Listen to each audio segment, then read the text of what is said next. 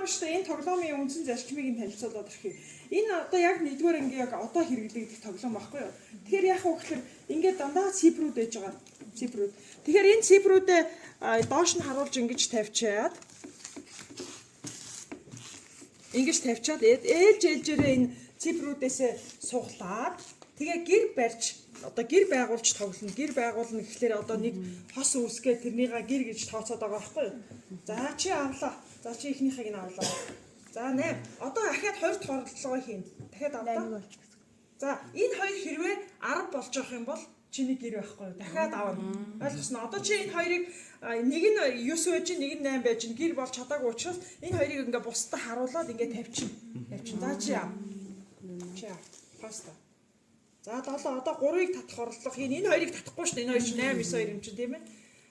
За бас болсонгүй. За сайн харуулад нөгөөдөл нь хаана юу байгаа вэ гэдгээ тогтоож суух нь шүү дээ. За тавьчлаа. За чи татлаа. За 6 байна шүү дээ. 6 юм байна тий. За. За баяр. За дахиад аваарай. Дахиад аваарай. За дахиад 6. За биш болж таарлаа. За одоо сайн хараараа та нар. Яагаад гэвэл 7 өмнө гарцсан байгаа шүү дээ. За. Заавлаа яг юм яг ингэж авна шүү. За биш болчлоо. За одоо энд 3 байгаа шүү. За чи. За хэдөө. За 9 гэж тооцсон чи одоо нэг хэрэгтэй чамд. За биш үү. За сайн харж байгаа чи биш.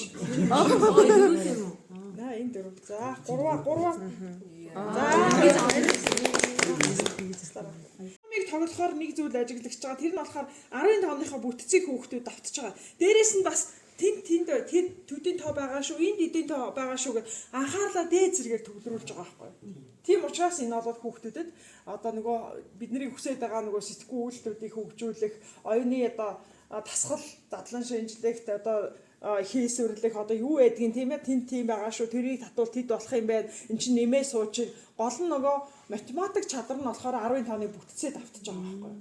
Ийм юм явж байгаа шүү. За тэгээ та энийг ингээд хичээл дээр дадлагын үеэр зохион байгуулалт болохоор байгаа ч тийм ээ. За